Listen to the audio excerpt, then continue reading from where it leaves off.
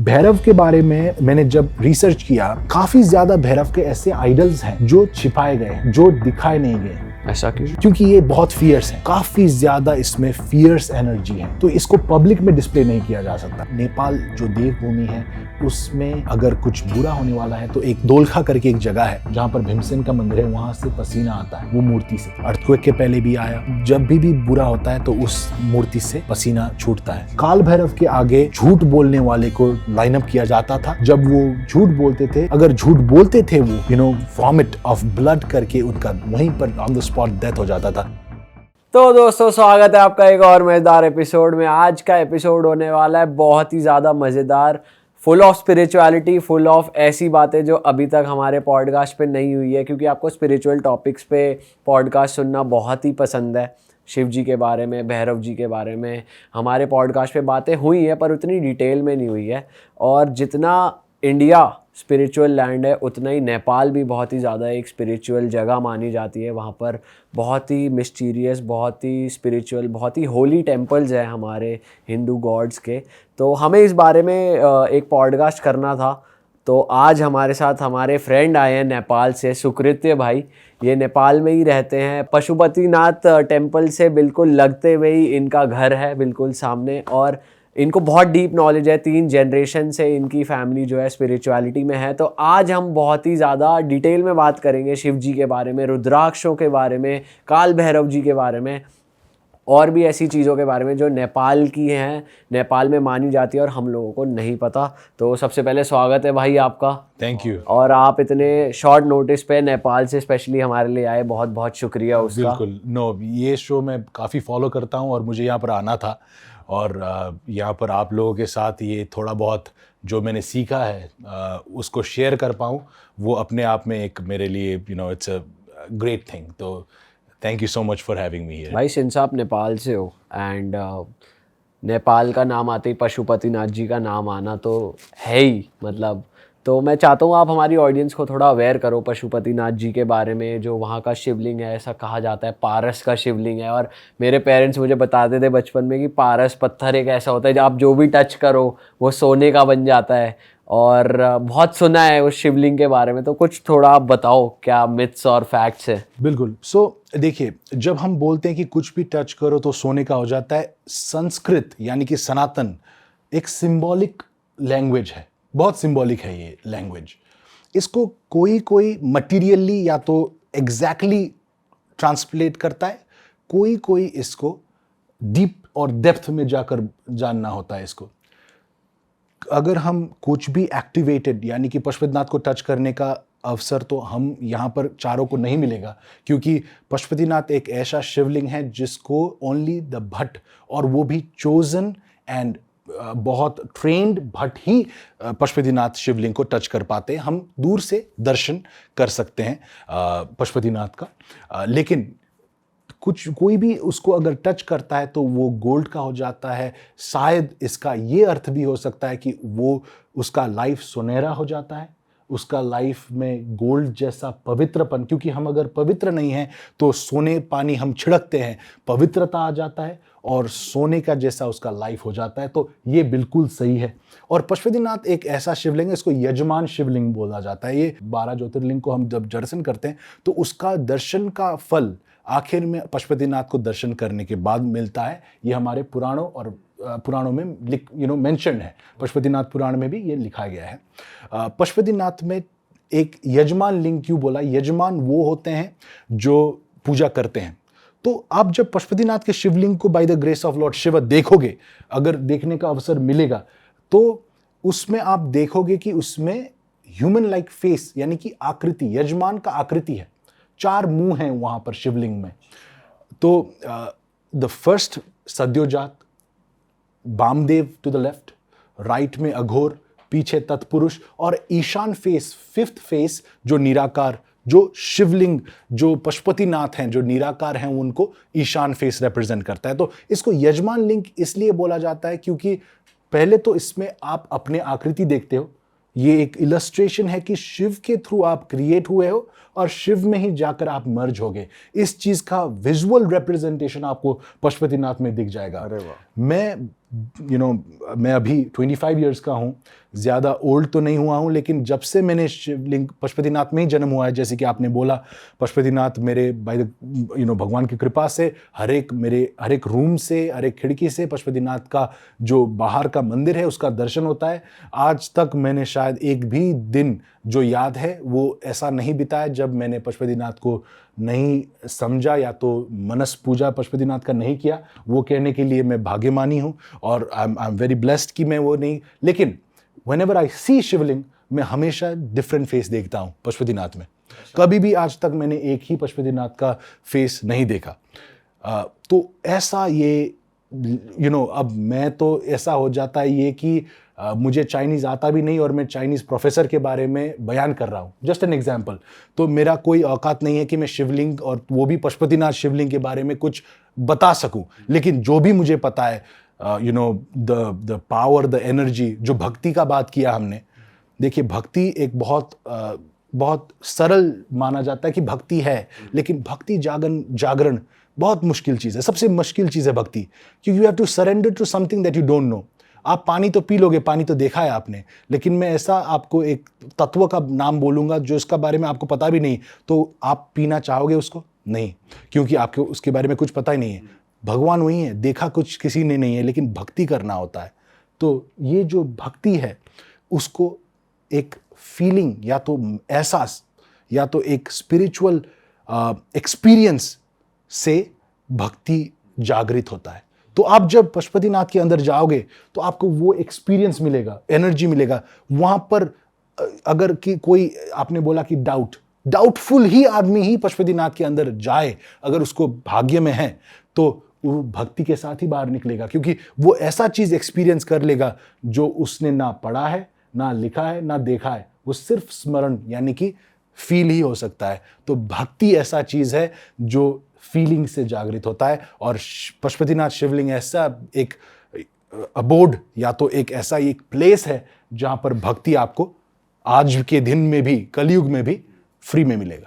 भाई, जैसा आपने बताया कि आपके ग्रैंडफादर का घर जस्ट एडजेसेंट है उस टेंपल के, पशुपतिनाथ जी के टेंपल के, तो मैं जानना चाहता हूँ कुछ ऐसे मिरेकल्स या एक्सपीरियंसेस जो आपके ग्रैंडफादर ने आपको बताए हो उस टाइम के। बिल्कुल। तो मिरेकल्स एंड एक्सपीरियंसेस, देखिए एक चीज मैं बोलता हूं कि भगवान जो है जादूगर नहीं है जो आपको चटक यानी कि सर्कस दिखाएंगे। भगवान वो हैं जो आपके लाइफ में इतना जादू कर देंगे कि आपको पता भी नहीं है कि आप कहां पहुंच चुके हैं। करेक्ट। तो एक्सपीरियंसेस इज नॉट समथिंग जो इंस्टेंट होता है। मैंने जैसे कि बोला, मेरे ग्रैंडफादर ने इतना तक किया है कि वो एक सिक्योरिटी गार्ड तक बने हैं, जहां पर उनके पास सोने के लिए शायद बेड, वो तो इट्स अ लग्जरी, लेकिन कुछ भी नहीं। और उस समय में भी उनका भक्ति है। और आज के दिन में व्हेन आई प्राउडली से कि दुनिया का सबसे बड़ा हम रुद्राक्ष ऑर्गेनाइजेशन है, ये इज अ मिरेकल, ये है जादू भगवान का। आज मैं यहाँ पर आप लोगों के साथ ये स्टूडियो में जब बैठ रहा हूं तो ऐसा होता है भगवान का जादू। भगवान का जादू क्षणिक नहीं होता। भगवान का जादू वो है जो लाइफ और जनरेशंस को परिवर्तन करता है। वो एक्सपीरियंस भगवान का है। प्लानिंग होती है, प्लानिंग है, मतलब आप सडन सिर्फ नहीं, बिल्कुल उसको आप कैच भी नहीं कर सकते, मतलब कि जानना सिर्फ चाहो रियलाइज कर सकते आप हो। सिर्फ रियलाइज कर सकते हो अगर आपको रियलाइज करना है तो, नहीं तो आप समझोगे कि ये तो मेरा किया है, दिस इज मी। correct. आज के दिन में कितने होंगे जो उठते हैं और पॉडकास्ट करना चाहते हैं। Everything has to align. Camera होना चाहिए, स्किल होना चाहिए, टाइम होना चाहिए, दोस्त होना चाहिए।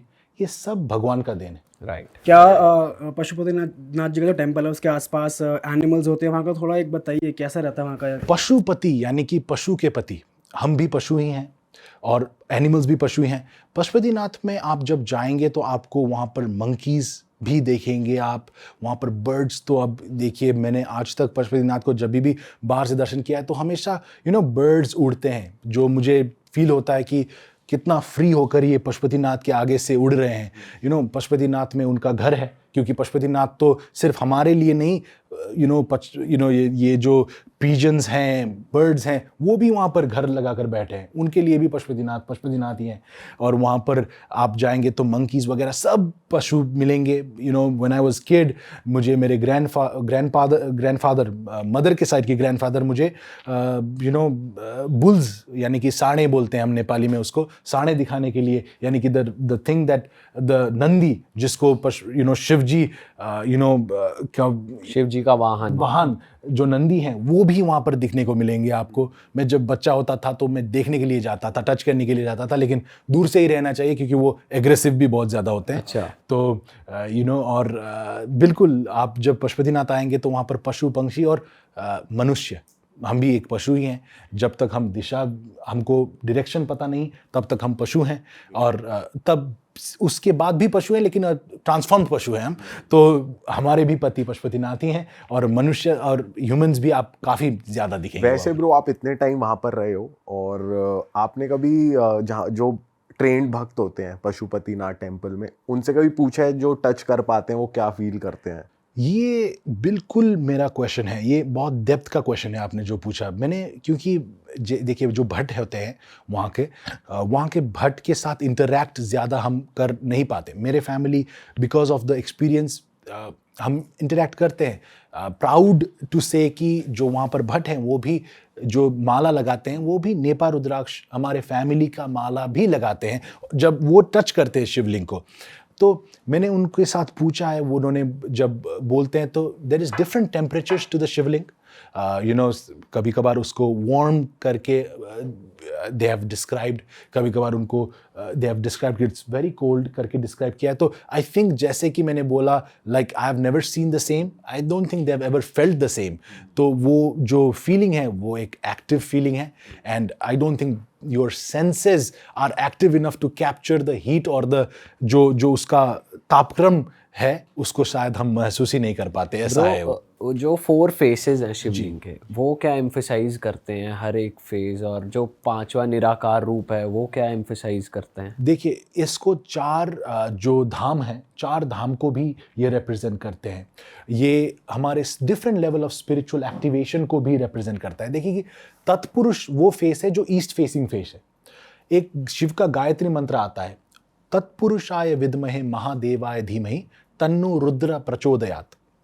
तत्पुरुष वो मुंह है शिव जी के जो सन फेसिंग है, यानी कि अविद्या नाशक है। सन यानी कि लाइट, अविद्या यानी कि डार्कनेस, इग्नोरेंस। तत्पुरुष वो फेस है जो अविद्या को नाश करते हैं। तो तत्पुरुषाय विद्महे यानी कि तत्पुरुष देव को प्रणाम, महादेवाय धीमहि महादेव को सैल्यूट करते हुए हम तन्नो रुद्र को बुलाते हैं। रुद्र, शिव और रुद्र में भी शायद व्यूअर्स हम सब कंफ्यूज भी हो सकते हैं कि शिव है या रुद्र है। जब हम वेद पढ़ते हैं, ऋग्वेद यानी कि सबसे पुराना वेद, तो हम वहाँ पर शिव का मेंशन नहीं पाते, वहाँ पर हम रुद्र का मेंशन पाते हैं। Rudra and Shiva are synonyms. ये एक ही डेटी को रिप्रेजेंट करने वाला डिफरेंट नाम है। भाई, नेपाल में महादेव का वास तो है ही है, साथ ही साथ काल भैरव जी के भी बहुत सारे मंदिर है, भैरव बाबा के, और बहुत बड़ी बड़ी प्रतिमाएं हैं, बहुत फेमस है। तो मैं चाहता हूँ उनकी बात तो होनी चाहिए। बिल्कुल होनी तो चाहिए। आप कुछ बताओ हमें काल भैरव जी के बारे में, हमारे पॉडकास्ट पे बहुत कम बातें हुई हैं। बिल्कुल, भैरव के बारे में again I like to be humble, because I have to be humble, कि किसी भी देवता के बारे में, किसी भी ईश्वर के बारे में हम तो सिर्फ मनुष्य हैं, हम वर्णन नहीं कर सकते, लेकिन जितना मुझे पता है वो मैं बोलूँगा।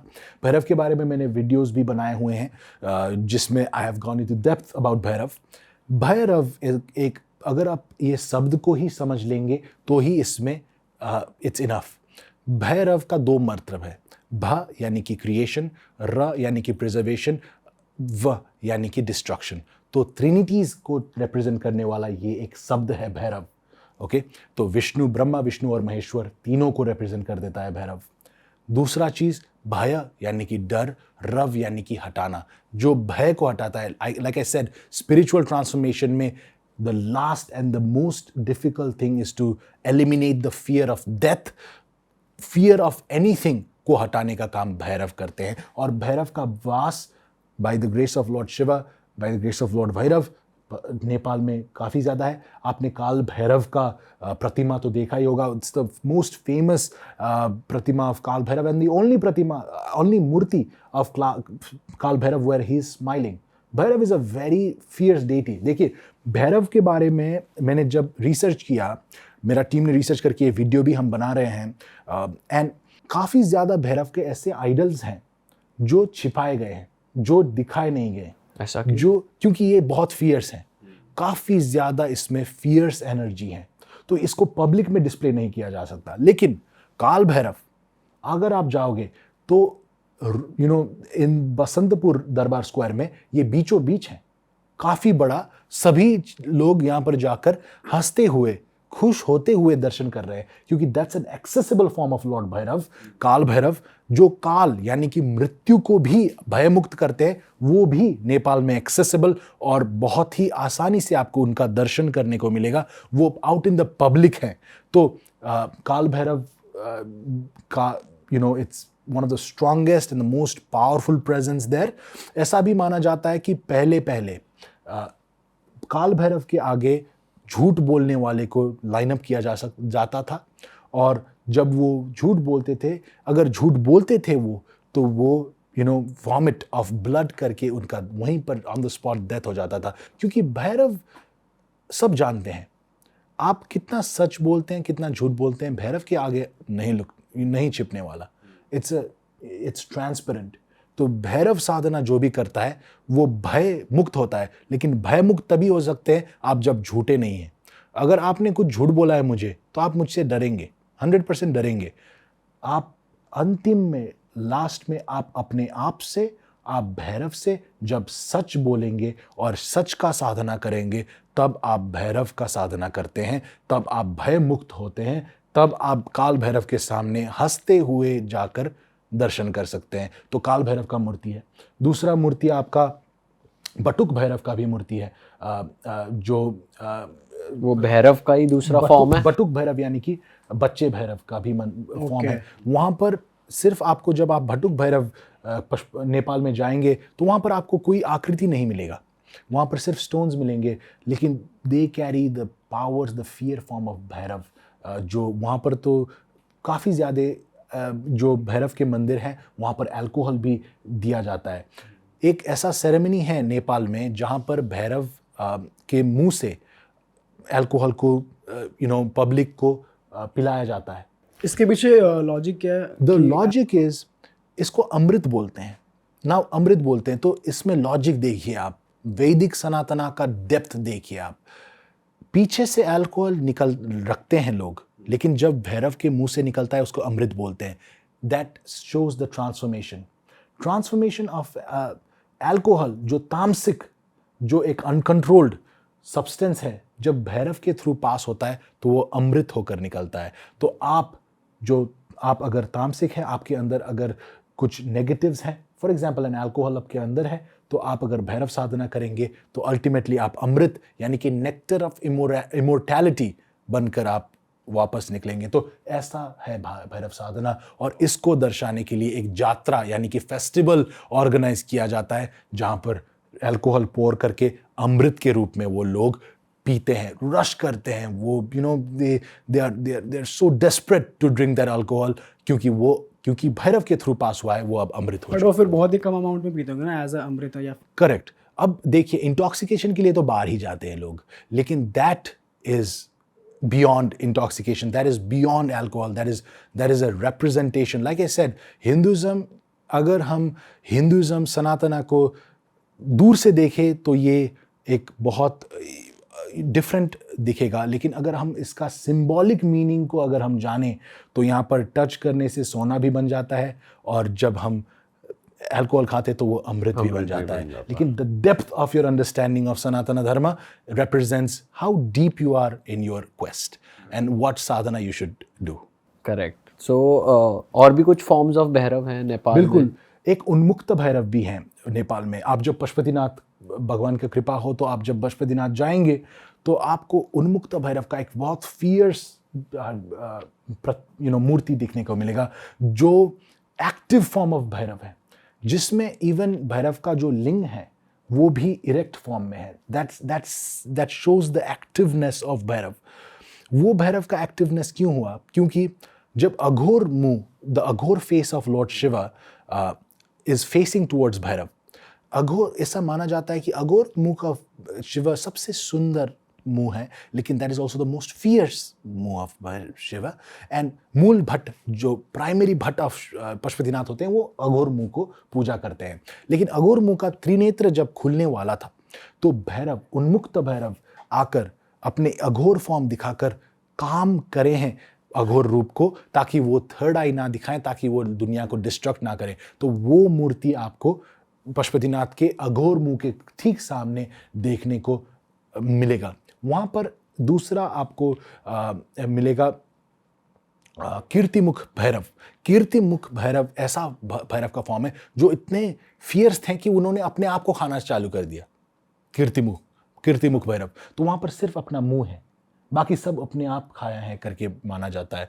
और शनिवार को हम कीर्तिमुख भैरव में पूजा करते हैं. कीर्तिमुख भैरव में दही और चूरा यानी कि बीटन राइस हम समर्पण करते हैं. तो माना जाता है कि हमारा शनि, हमारा जो भी नेगेटिविटी है, वो कीर्तिमुख भैरव अंत करते हैं. तो ऐसे काफ़ी सनातन धर्म से जुड़े हुए, आज भी हिंदुज़म में जुड़े हुए और आज भी एक्टिव एंड लिविंग डेटीज़ हमारे नेपाल में, भारत में, देवभूमि में पाए जाते हैं. सिर्फ आँख खोलकर अविद्या को हटाते हुए इसके और बढ़ना है. हमको भगवान यहीं पर मिलेंगे, कहीं जाने का ज़रूरत भी नहीं है. थोड़ा अपनी फैमिली के बारे में बताओ भाई, कि हम तो वैसे आपको जानते ही हैं, हमारी बात हुई है आपस में, लेकिन आपकी फैमिली के बारे में आप ऑफ कैमरा बता रहे थे कि कितना ज़्यादा वो जुड़ी हुई है स्पिरिचुअलिटी से, तो थोड़ा बताओ. मेरे फैमिली के बारे में मैं हम्बल होकर, विद नॉट विद एरोगेंस बोलना चाहता हूँ कि we are the oldest family when it comes to rudraksha. तो 3 जनरेशंस से हम यही फील्ड में हैं, मेरे ग्रेट ग्रैंडफादर के टाइम से. एंड वी आर फ्रॉम मैं वैदिक फैमिली से आता हूँ. तो हमारे जो भी फैमिली का ट्रेडिशंस हैं और प्रैक्टिसेस हैं, वो वैदिक सनातन से जुड़ा हुआ है. तो इसमें मॉडर्न टेक, यानी कि it's made more accessible, I mean accessibility, और ताकि लोगों और इसके बारे में जान सके, इसके लिए हमने बहुत ट्राई किया है. लेकिन the Vedic root in my family remains.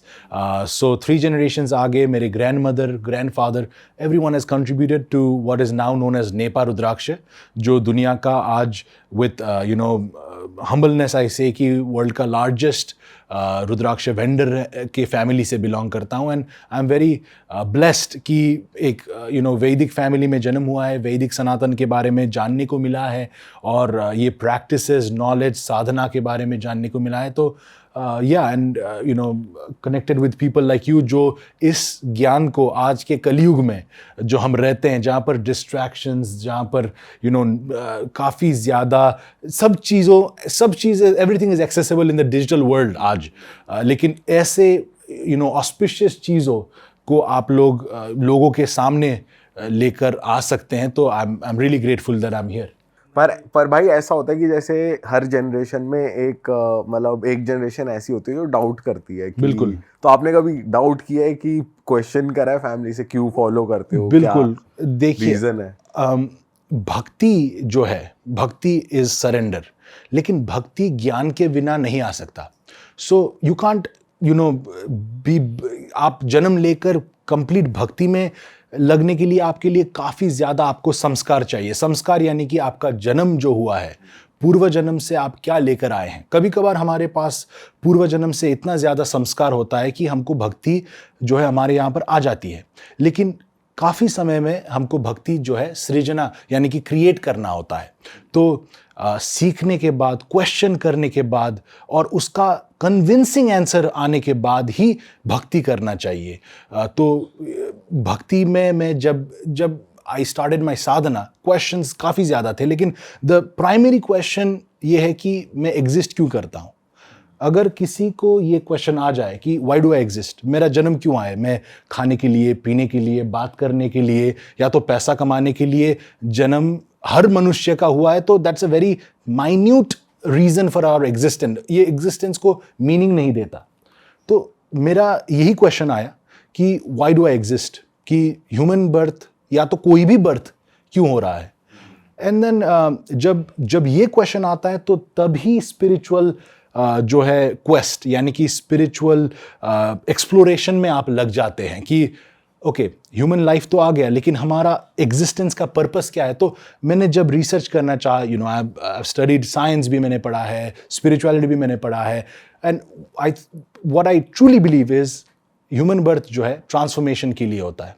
Transformation यानी कि आगे बढ़ने के लिए, ट्रांसफॉर्मेशन यानी कि हमको सब चीज़ बेहतर चाहिए। आप आज ये वीडियो बना रहे हो, कल एक क्वेस्ट आएगा कि मैं इससे थोड़ा सा ज़्यादा बेहतर बनाऊंगा। आप एक क्वेश्चन पूछोगे, आपको ये लगेगा कि मैं इससे एक लेवल ऊपर का क्वेश्चन पूछना चाहता हूँ। तो every time we are seeking for something better. ये आप जो ट्रांसफॉर्मेशन कह रहे हैं, आप इसी एग्जिस्टिंग लाइफ की बात कर रहे हैं, फिर आफ्टर लाइफ की ट्रांसफॉर्मेशन की आप हायर लेवल्स पे चले जाएं? देखिए, हायर लेवल्स में तब जाते हैं जब लोअर लेवल का बात समझ में आता है। लाइफ का purpose is according to our Ved Puran के अनुसार, और वेद और पुराण का अंधभक्ति यानी कि पूरा अब वेद में लिखा है तो यही है नहीं, विथ क्वेश्चन विथ रीजनिंग जब आप वेद और पुराण को पढ़ोगे तो आपको पता चलेगा कि the main core concept is yoga. यानी कि योग क्या है? योग इज यूनियन शिव के साथ या तो विष्णु के, आप जिसको भी आप परब्रह्म मानते हो उसके साथ का जुड़ने को हम योगा बोलते हैं। तो लाइफ का ultimate quest is yoga. Life का अल्टीमेट क्वेस्ट योगा तभी हो सकता है जब आप सेल्फ रियलाइज करो ये चीज को, उसको सेल्फ रियलाइजेशन बोलते हैं। The process from start until yoga is transformation, क्योंकि आपको अपने अंदर कुछ लाना भी है, आपको अंदर से कुछ छोड़ना भी है, ताकि आप ट्रांसफॉर्म यानी कि चेंज कर सको, ताकि आपका स्पिरिचुअल एडवांसमेंट हो सके। तो जब हम स्पिरिचुअल ट्रांसफॉर्मेशन करते हैं तो हमारे पास काफ़ी ज़्यादा डिल्यूजन्स आते हैं। वैदिक सनातन इसको 5 भाग में डिवाइड करता है। पहला तो अविद्या, पता ही नहीं कि ट्रांसफॉर्म करना है, पता ही नहीं कि स्पिरिचुअल लाइफ एग्जिस्ट करता है, पता ही नहीं कि there is a higher reality. अविद्या यानी कि ignorance is the number 1 thing that you need to tackle. तो आपने बोला कि जब मैं जन्म हुआ मेरा, तो ये शायद अविद्या से मेरा इतना ज़्यादा, I did not have to go through the nuances of avidya, क्योंकि मेरे फैमिली में सबको पता था कि there is a higher reality that exist. I had to do my own sadhana to realise it. लेकिन अविद्या को मैं I was able to, through Rudraksha, through sadhana, I was able to, understand अविद्या। लेकिन उससे ऊपर आता है अस्मिता यानी कि ईगो। अब मुझे सब पता है, मुझे अब पूरा मालूम है, शिव जी के साथ मेरा डायरेक्ट कांटेक्ट है, मैं एक मंत्र फूंक दूं तो यहाँ पर शिव अभी प्रकट हो जाते हैं। ये अस्मिता यानी कि ईगो है। ईगो भी हमको कॉन्कर करना होगा ताकि हम स्पिरिचुअली ट्रांसफॉर्म कर सकें। तीसरा आता है राग यानी कि अटैचमेंट। मैं स्पिरिचुअल तो ट्रांसफॉर्म करना चाहता हूँ, लेकिन मेरे बीवी और बच्चे का क्या होगा? मेरा घर बंगला का क्या होगा? इतना जोड़ा हुआ है, कौन पालेगा इन? There is lots of attachment. There is some material attachment, there is some बहुत प्रकार के अटैचमेंट्स होते हैं जिसको हमको कॉन्कर करना होगा। ये conquers and this process of conquering को भी स्पिरिचुअल ट्रांसफॉर्मेशन बोलते हैं। चौथा आता है द्वेष। द्वेष यानी कि मुझे नहीं करना, ये मेरे लिए नहीं है। No, spiritual transformation is not for me. Spirituality is not for me. This is not my time. द्वेष यानी कि aversion, इसको भी factor in किया गया है, क्योंकि द्वेष also comes from a mixture of avidya, mixture of fear, mixture of laziness. क्योंकि साधना या तो spiritual quest is not a instant gratifying thing. Instantly gratify नहीं होंगे आप साधना के बाद कि आज भक्ति कर लिया, कल शिव जी प्रकट नहीं होते।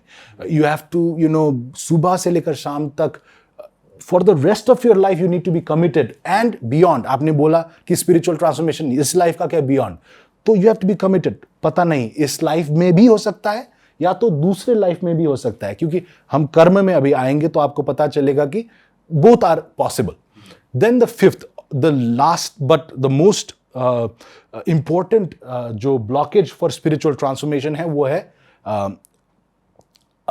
अभिनिवेश बोलते हैं इसको, fear of death। Fear of death. जब हम लाइफ को एज एन अपॉर्चुनिटी देखते हैं तो हमको फियर नहीं लगता। एज एन अपॉर्चुनिटी ट्रांसफॉर्म अगर हम लाइफ को देख लें कि ओके, लाइफ में जन्म लिया हूं ताकि मैं शिव के क्लोज हो सकूं, भगवान के क्लोज हो सकूं, तो हम इस लाइफ को एज अ रिसोर्स देखते हैं। लेकिन अगर हम लाइफ को as a time bound thing देखते हैं कि 100 साल ही है मेरे पास, तो हम मिलियंस डॉलर्स खर्च करके अपने आप को इमोर्टल बनाने के लिए जुड़ जाते हैं। तो we will not conquer life, we will try to elongate it without any purpose. तो fear of death is that, हमारे यहाँ पर मंत्र भी है, महामृत्युंजय का मंत्र, जो ओम त्र्यंबकम यजामहे सुगंधिम पुष्टिवर्धनम उर्वारुकमिव वंदनान मृत्योर्मुक्षेय महामृतात्। हे भगवान शिव, मुझे मृत्यु का भय से मुक्ति दो। तो अल्टीमेट जो क्वेस्ट है, जो ट्रांसफॉर्मेशन को स्टॉप करता है, वो है मृत्यु का भय। जब हम मरने से ही भयमुक्त हो गए तो हमारा स्पिरिचुअल ट्रांसफॉर्मेशन तब जाकर होता है। लेकिन आपने पूछा कि whether the transformation happens in this life और द अदर, ये कर्म में इट इज रेलिवेंट ऑन कर्म। देखिए, कर्म, जब ह्यूमन बर्थ होता है तो हम कर्म को लेकर जन्म लेते हैं। We have multiple forms of karma. Karma is become a very trending word आज के दिन में कि oh this is bad karma, this is bad good karma. लेकिन कर्म है क्या? कर्म का दो ही मीनिंग है। कर्म एक तो है जो एक्शन, दूसरा कर्म है रिएक्शन, भी एक कर्म ही है। ओके, लेकिन कर्म तीन प्रकार के होते हैं सनातन धर्म के अनुसार। एक होता है संचित कर्म, एक होता है प्रारब्ध कर्म, और एक होता है आगामी कर्म। कर्म, ये तीनों कर्म जाकर जुड़े हैं कर्मसया में, कर्म वुम्ब ऑफ कर्म में। तो हमारा जो जन्म होता है ये प्रारब्ध कर्म के कारण से होता है। आपको कुछ ना कुछ ये लाइफ में अचीव करना है, ये प्रारब्ध कर्म है। The reason for your existence is to fulfil a basic set of karmas, इसको प्रारब्ध कर्म बोलते हैं। लेकिन आपके कर्मसया में संचित कर्म भी होता है। संचित कर्म ये कर्म है जो आपके कर्मसया में तो है, it's in your bank account, लेकिन इट माइट और might not be realised in this birth. ये हम संचित कर्म। और आगामी कर्म भी है जो आप आज आज ये हम जो कर रहे हैं ये आगामी कर्म है। इसके बाद का रिजल्ट वी डोंट नो, लेकिन ये आगामी कर्म है। तो to conquer karma, to neutralise the effect of negative karma, to be karmic debt बोलते हैं इसको, karmic debt free, to understand the self and to ultimately unionise, यानी कि अल्टीमेटली शिव या सदाशिव या महाविष्णु, जो भी बोल लो, द निराकार निर्गुण फॉर्म ऑफ शिव के साथ अल्टीमेटली आप जब मिलते हो, दैट इज स्पिरिचुअल ट्रांसफॉर्मेशन का रिजल्ट, यानी कि योगा। तो that is spiritual transformation. And मेरे family has been committed to providing resources and knowledge and everything in our small way. ये तो it's in ocean, we try to mimic droplet, बोलता हूं मैं, droplet डालता भी नहीं, I don't even say we are a droplet in the ocean, we try to mimic droplets in the ocean of transformation that ultimately hopefully leads to spiritual realization of the self. भाई आप बता रहे थे कि जैसे आपकी रुद्राक्ष है, माला है, वो भी पशुपतिनाथ टेम्पल पे जो शिवलिंग है वहाँ पे टच करने को आपको एक मौका मिला हुआ है, तो वो मालाएं आपको वापस मिल जाती हैं टच करने के बाद? बिल्कुल। तो इसको हम टच एनर्जाइजेशन बोलते हैं, जो प्राउडली नेपाल रुद्राक्ष का हर एक माला पशुपतिनाथ में टच होकर ही आता है। तो जो भी कोई भक्त जा रहा है वो ये करा सकता है? ये करवा सकता है, क्योंकि पशुपतिनाथ एक इतना, जैसे कि आपके माता पिता ने बोला कि वहाँ पर जिसको छोड़ दिया वो सोना है, तो ऐसे ही पशुपतिनाथ में जो भी रुद्राक्ष को आप टच कर लें वो एनर्जाइज्ड, यानी कि एक्टिवेटेड, यानी कि शक्ति रुद्राक्ष बन जाता है। Activation is very important. Rudraksha जो है शिव है, लेकिन एक्टिवेशन प्रोसेस वो है जिसमें उसमें शक्ति भरा जाता है। Shakti is the ritual that is installed into Shiva, यानी कि रुद्राक्ष, थ्रू प्राण प्रतिष्ठा। तो एक प्रकार का प्राण प्रतिष्ठा टच प्राण प्रतिष्ठा भी होता है। देखिए, प्राण प्रतिष्ठा इज अ वैदिक एंड इलैबोरेट, यानी कि बहुत विस्तृत ये एक प्रोसेस है, एक्सट्रीमली ये इलैबोरेट प्रोसेस है। इसका एक भाग, यानी कि one of the steps of Vedic Pran Pratishtha is to touch a highly energized ling, in our case Pashupatinath Shivling. Okay. तो ब्रदर थोड़ी रुद्राक्ष को समझते हैं, रुद्राक्ष है क्या? क्योंकि कई लोग कहते हैं शिव जी के आंसू है रुद्राक्ष, कई लोग मतलब, और रुद्राक्ष पाए भी कई जगह जाते हैं। कुछ मुखी रुद्राक्ष को लेके मिथ्स हैं, रूल्स को लेके मिथ्स हैं, किन्हें पहनना चाहिए, किन्हें धारण करना चाहिए, कैसे धारण करना चाहिए। तो स्टेप बाय स्टेप चलते हैं कि रुद्राक्ष है क्या सबसे पहले, और वो प्योरेस्ट नेपाल में ही पाए जाते हैं या इंडोनेशिया में पाए जाते हैं, कैसे आपको मिलते हैं, थोड़ा बताओ इसके बारे में। सबसे पहले I think one of the best questions आपने पूछा कि रुद्राक्ष, क्या रुद्राक्ष आंसू है या रुद्राक्ष क्या है? देखिए, आज के दिन में रुद्राक्ष का 2 डेफिनेशंस हम पाते हैं, रुद्र, अक्ष। रुद्र तो शिव है, इसमें सबका अग्रीमेंट है। अक्ष क्या आंसू है या अक्ष आई है, आंख है शिव का? तो दोनों अगर आप डेप्थ में जाएंगे, जो मैंने अपने बुक में भी इसके बारे में काफ़ी डिटेल में मैं गया हूँ, तो अगर हम रुद्राक्ष एज आंसू जानते हैं तो ये शिव पुराण का डेफिनेशन को देखता है। तो अगर हम शिव पुराण को देखेंगे तो शिव पुराण में ऐसा माना गया है, ऐसा बताया गया है कि शिव जब एक बहुत कठिन तपस्या, हजारों साल के लिए तपस कर रहे थे, तब उनके आंख से आंसू ऑफ कंपैशन यानी कि प्रेम का, सद्भाव का आंसू जब धरती में गिरा, तो वहां से रुद्राक्ष आया है। तो rudraksha as a tear is also a correct definition. ये करेक्ट डेफिनेशन है कि रुद्राक्ष रुद्र का आंसू है। आंसू यानी कि एक श्रद्धा ऑफ टूल, ह्यूमैनिटी को एक गिफ्ट यानी कि टूल है जिससे ह्यूमैनिटी शिव की ओर जा सकते हैं। उन्होंने देखा यहाँ पर स्ट्रगल, उन्होंने देखा यहाँ पर जो जो पेन है, जो सफरिंग है, उसको देखकर जब श्रद्धा का आंसू उनके आंखों से गिरा, तब रुद्राक्ष आया है ताकि हम ट्रांसफॉर्म होके उनके यहाँ पर जा सकें। एक ये डेफिनेशन है। दूसरा, रुद्राक्ष एज आई। जैसे कि मैंने बोला, one of the blockages to spiritual transformation या तो हमको शिव के और या तो भक्ति या तो योगा के लिए है इग्नोरेंस यानी कि डार्कनेस। रुद्राक्ष, अगर हम रुद्र के आंख को जाने तो वो दिखाता है कि दृश्य यानी कि लाइट यानी कि विद्या यानी कि खोलना, आपका आंख खोलने का काम भी रुद्राक्ष करता है। यानी कि आप जो डिल्यूजन, माया के जाल बोलते हैं, माया बोलते हैं डिल्यूजन को संस्कृत में, माया के जाल से निकलने का जो एक साधन है साधना के लिए, उसको भी रुद्राक्ष यानी कि रुद्र का आंख यानी कि रुद्राक्ष बोला जा सकता है। तो दोनों डेफिनेशन राइट है, लेकिन हमारा ह्यूमन नेचर है कि मुझे पता है आंख है, तुझे पता है आंसू है, तो मैं गलत या तू गलत, दोनों सही तो हो ही नहीं सकते। लेकिन दोनों सही हैं, दोनों ब्रॉड है, क्योंकि spirituality is a broad topic. And अच्छा, हमने सुना था जब शिवजी सती माता को, जब उनकी बॉडी लेकर चक्कर लगा रहे थे पृथ्वी का, और जब वो रो रहे थे, तो वो जो आंसू धरती पे गिरे वो रुद्राक्ष बन गए, ऐसा भी सुना हमने। वो शायद किसी पुराण में होगा। मैंने अपने बुक में सभी पुराण को जितना हो सके स्टडी करके, सब पुराण में डिफरेंट डेफिनेशंस हैं। शिव पुराण में कंपैशन का, अगर हम देवी पुराण को अगर पढ़ें तो देवी पुराण में लिखा गया है कि जब तारकासुर एक राक्षस का अंत करने के लिए ब्रह्मा ने भी ट्राई किया, विष्णु ने भी कोशिश किया, तो वो दोनों कर नहीं पाए।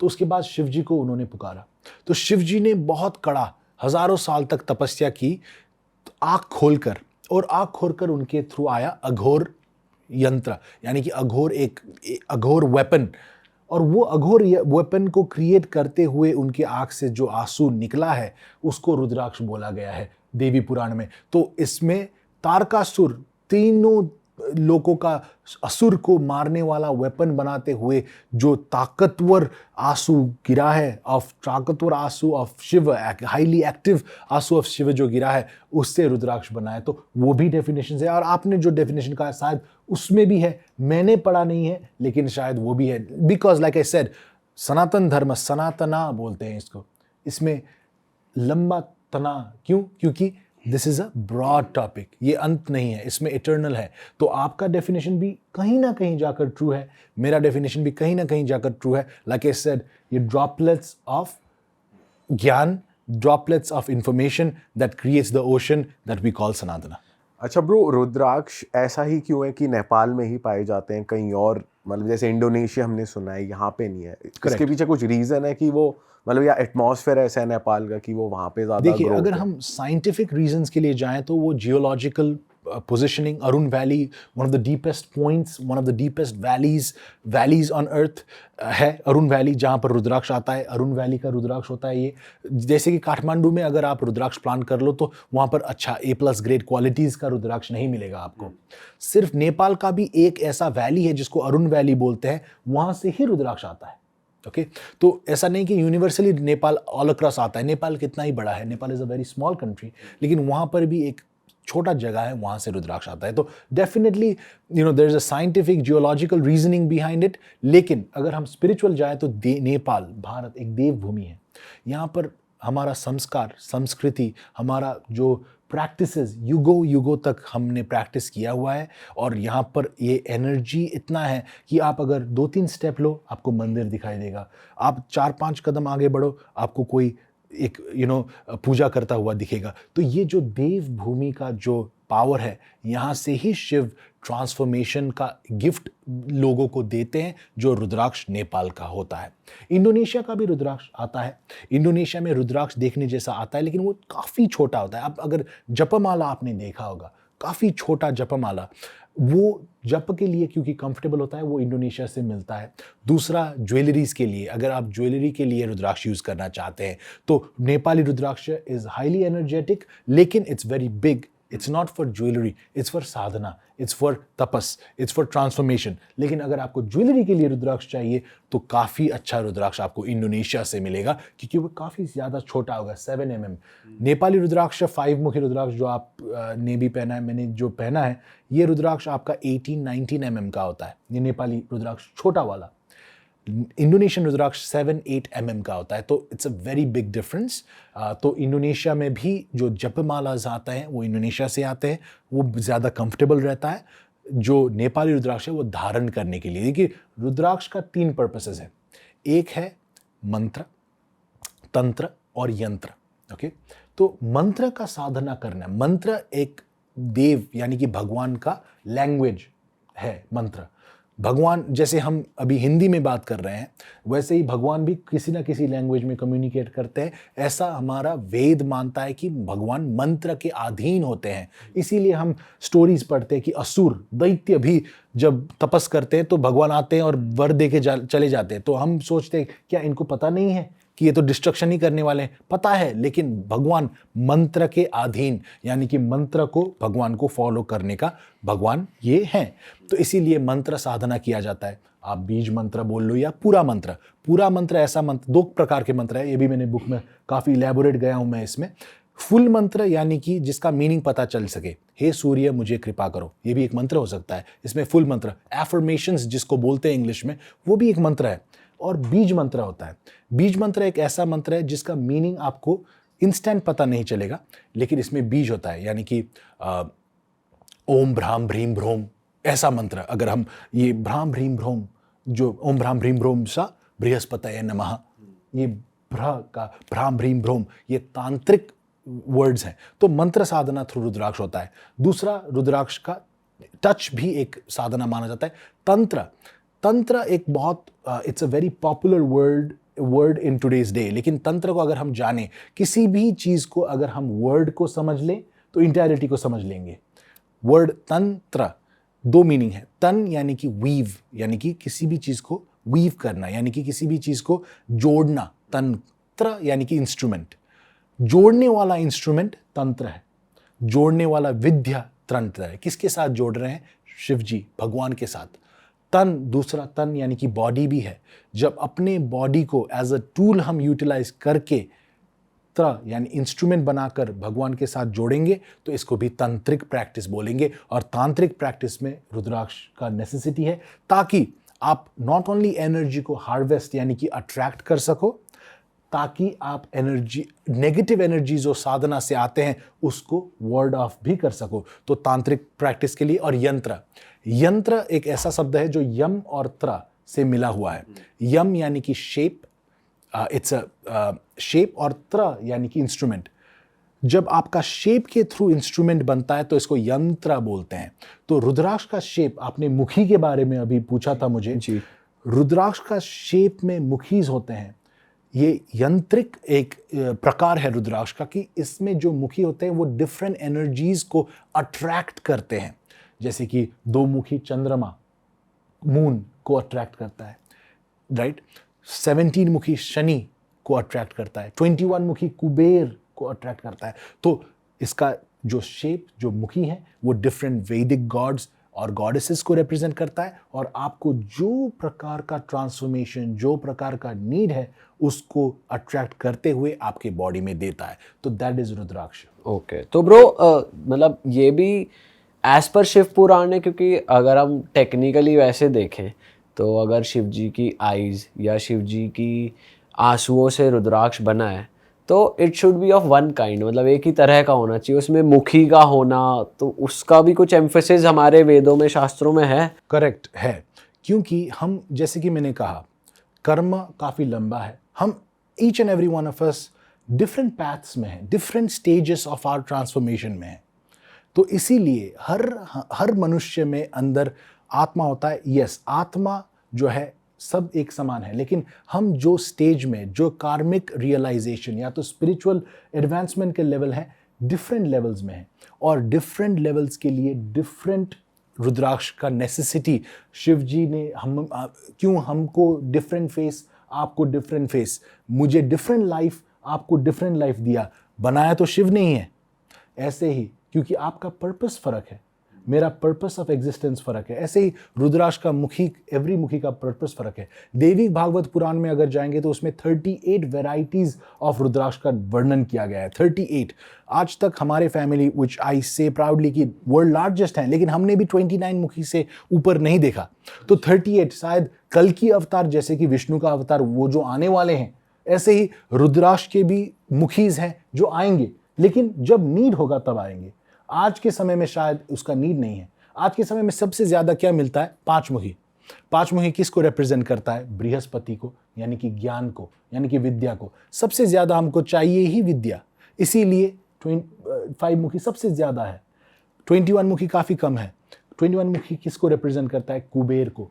धन तो सबको चाहिए, लेकिन 21 मुखी गलत, इट्स अ रॉन्ग अंडरस्टैंडिंग कि 21 mukhi is for material gain. It is for material gain so that आपका मटीरियल एस्पिरेशन कंप्लीट होके आप फुल्ली स्पिरिचुअल यहाँ पर you can move towards that. How many of us have completed our material aspirations कि हम अब साधना, अब सब समाधि ले सके?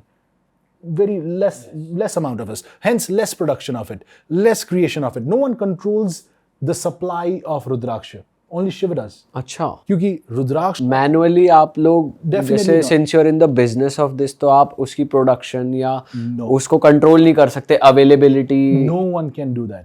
The price of a रुद्राक्ष जो है सेट होता है इसका अवेलेबिलिटी में, क्वालिटी में। जैसे कि मैंने कहा 5 मुखी का ही एग्जाम्पल दिया। 5 मुखी तो 5 lakhs आते हैं, लेकिन A+ ग्रेड जो शेप अच्छा है, साइज अच्छा है, वेट अच्छा है, जिसमें 5 मुंह अच्छे से दिख रहे हैं, जो यूनिफॉर्म है, जो देखने में पता चलता है कि ये सही 5 मुखी है, ये काफ़ी कम आता है। तो 5 मुखी में रेयरिटी है। तो आपका मुखी तो देखिए, 21 mukhi in a given year may be 2 or 3 21 मुखी एग्जिस्ट। इसीलिए इसका प्राइस भी दुनिया का सबसे महंगा रुद्राक्ष होता है 21 मुखी। तो price of a rudraksha is not set by मैं और बाकी vendors, it is set more by the supply जो शिव ही कंट्रोल करते हैं, जो प्रकृति जो नेचुरली ग्रो हो रहा है, naturally नेचुरली जो grow ग्रो हो होता रहा है। है। Correct. कुछ लोग क्या आर्टिफिशियली भी इसमें मुख बनाने के Correct. लिए उसको कर लेते हैं artificially. Sad reality of today कि रुद्राक्ष में मैनिपुलेशन, यानी कि रुद्राक्ष को फेक रुद्राक्ष आज के ज़माने में, आज के मार्केट में काफ़ी है। इसीलिए we have to test it. इसीलिए there are, like I said, मैंने मेरे बुक में तो इसके बारे में इलेबोरेट में गया हूँ, लेकिन there are processes where we can test rudraksha. X-ray से इसको पता चलता है। एक्सरे टेस्ट क्यों करते हैं? आज के दिन में रुद्राक्ष में x-ray test is very famous.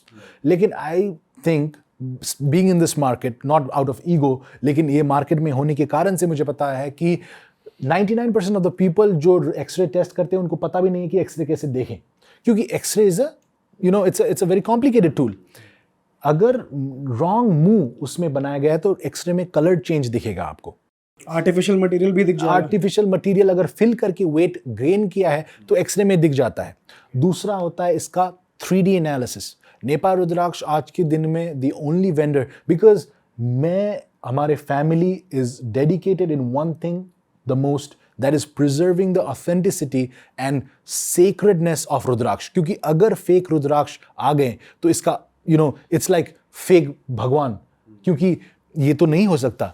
Fakeness ये पाप है और ये एक इट्स अ वेरी कलयुग का एक चीज़ है। तो इसीलिए we have developed technologies and processes where we can confidently 100% से कि कोई भी रुद्राक्ष ऑथेंटिक है या फेक है या उसमें मुंह बनाया गया है। इसीलिए proud to be saying to my friends here कि Nepal Rudraksha is the only company in the entire world जो आज के दिन में भी life time money back authenticity guarantee on all rudraksha देता है। अरे वाह। So you buy any rudraksha from us, आपने रुद्राक्ष खरीद लिया आउट ऑफ फुल फेथ, 10 साल बाद आप वॉक कर रहे थे down the streets of Delhi, आपको रुद्राक्ष लैब दिख गया और आपने रुद्राक्ष लैब के अंदर गए आप और दिखा दिया, बोल दिया आपको कि ये तो फेक है, तो आप किसके यहाँ पर जाओगे?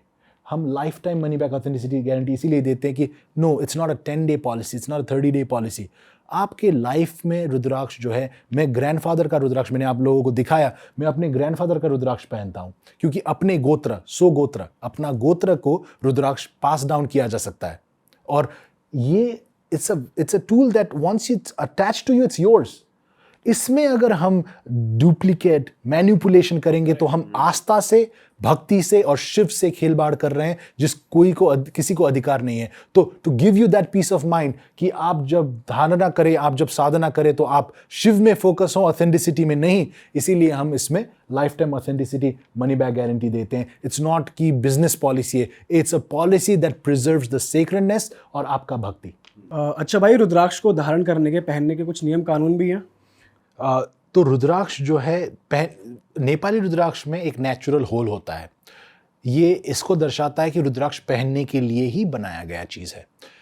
ह्यूमंस आर नॉट परफेक्ट, लेकिन we want to get towards perfection, इसीलिए ट्रांसफॉर्मेशन का बात आता है। तो रुद्राक्ष कोई भी पहन सकता है। रुद्राक्ष का रूल ये है कि अगर आप फ्यूनरल अटेंड कर रहे हैं तो उस समय में रुद्राक्ष को नहीं पहना जाता। इसमें बहुत ज़्यादा लोग क्वेश्चन करते हैं कि अरे जो शिव हैं वो तो शमशान में भी रहते हैं, क्यों रुद्राक्ष को? रुद्राक्ष इज ये जो है साधना करने का यंत्र है और ये एनर्जी को अट्रैक्ट करता है। तो अगर आप फ्यूनरल्स वगैरह में जाएंगे तो रुद्राक्ष को अवॉइड किया जाता है उस समय में यू गो बेयर। रुद्राक्ष का फर्स्ट रूल ये है। दूसरा रूल, अल्कोहल और मदिरा पान कंजम्पशन में काफ़ी ज़्यादा इसमें डिबेट है। मैंने इसके बारे में पहले भी बताया है और पहले भी काफ़ी ज़्यादा मिक्स्ड रेस्पॉन्सेज आए हैं। मैं हमेशा बोलता हूँ कि मीट कंजम्पशन जो है कल्चरल थिंग है। आप कोई भी कल्चर से हो सकते हैं, मीट खाने का कल्चर भी होता है, एक वेजिटेरियन कल्चर भी होता है, उसमें आपका चॉइस नहीं है। आप 5 साल के हैं, आपको मीट कंज्यूम हो गया, yes ultimately with time you can leave it. लेकिन रुद्राक्ष का धारण with meat is a common practice across societies. लेकिन अल्कोहल इज़ अ चॉइस। आपको बच्चे में ही 1 चम्मच अल्कोहल कोई भी नहीं देता। Alcohol is a choice that you take. Alcohol जो है हमारा कॉन्शियसनेस जो है, जो हमारा स्थिरता है, उसको थोड़ा सा डिविएट करता है। ऑलराइट। और क्या क्या मिथ्स हैं अगर कोई रुद्राक्ष धारण करता है? सेक्सुअल एक्टिविटी को लेकर भी कुछ है? सेक्सुअल एक्टिविटी हमारे जो वैदिक, अगर हम सनातन धर्म के बारे में हम जाने तो sex is a very it's a spiritual act and it's a very, लेकिन sex for creation, sex for pleasure is different topic, लेकिन sex for creation, sex for procreation has been elaborately discussed in our आपका मंदिर में भी आपको images भी दिख जाएगा। Sex is a sacred act and Rudraksh and sex have never been discussed or written, or any kind of rules and restrictions with Rudraksh and sex have not been given. There are a few Rudrakshas like Garbha Gauri Rudraksh या तो गौरी शंकर रुद्राक्ष, जो आपके relationship, आपके procreation के लिए add करने का रुद्राक्ष भी है। तो sex and rudraksha are not linked in a negative way. कभी कभार when you are not able to conceive, there are rudraksha that you wear in order to conceive। तो वो मेल पहनते हैं या फीमेल पहनते हैं? ज्यादातर गर्भ गौरी रुद्राक्ष फीमेल पहनते हैं, लेकिन there are certain astrological conditions जो आपके मे बी प्लैनेट्स को ऐसे पोजीशन कर गए हैं कि there is some kind of problem in procreating, then men and women together wear rudraksha in order for them to solve that। Females भी रुद्राक्ष पहन सकते हैं? 100% फीमेल्स रुद्राक्ष पहन सकते हैं, इसमें कोई रिस्ट्रिक्शंस नहीं है। हम देवी दुर्गा को भी रुद्राक्ष धारण किया हुआ हम देख पाते हैं, उसमें कोई रिस्ट्रिक्शंस नहीं है। फर्स्ट टाइम रुद्राक्ष का धारण ड्यूरिंग मेंस्ट्रुएशनल साइकिल अवॉइड किया जाता है, क्योंकि that is a very energy dense time for the female, and Rudraksh is a very energy dense material. Therefore अगर दो एनर्जी डेंस को मिला जाए तो इसमें थोड़ा प्रॉब्लम ऑफ सेटलमेंट हो सकता है. तो once you are out of your period cycle आप पहन सकते हैं, एंड आफ्टर आप धारण करते हैं तो you don't have to remove it during period cycles. अच्छा, फर्स्ट टाइम धारण नहीं करना उस टाइम. एंड ब्रो अगर हम सूटेबिलिटी की बात करें रुद्राक्ष की, तो ये कैसे पता चलता है कि ये मेरे लिए सूटेबल है? Like do you see charts कि भाई एस्ट्रोलॉजी देखते हो बंदे की? देखिए, रुद्राक्ष को अगर हम वैदिक रूप में देखे जाए, पुराणिक रूप में देखा जाए, तो रुद्राक्ष को माला के रूप में पहनते हैं. इसमें इंद्रमाला होता है जिसमें 1 से लेकर 21 मुखी, त्रिजुटी, निराकार सभी माला है, और ultimate goal is to get the Indramala. Siddhamala होता है जिसमें 1 से लेकर 14 मुखी तक. सिद्धमाला काफ़ी ज़्यादा प्रकार के होते हैं, राइट. लेकिन आज के, बिकॉज आई सेड कि रुद्राक्ष रेयर है, सबको रुद्राक्ष सभी माला नहीं पहन सकते, तो rudraksha, no rudraksha has ill effect. आपको ऐसा कोई रुद्राक्ष नहीं है जो आपको सूट नहीं करेगा. Rudraksha is not a gemstone कि इसको एडवर्स इफेक्ट हो जाए, लेकिन you can definitely prioritise on the rudraksha that you wear, ताकि आपको इंस्टेंटली वो रुद्राक्ष का बेनिफिट जो आपको चाहिए वो मिल पाए. तो इसके लिए आपका birth chart is a very unbiased way in order to recommend a person rudraksha.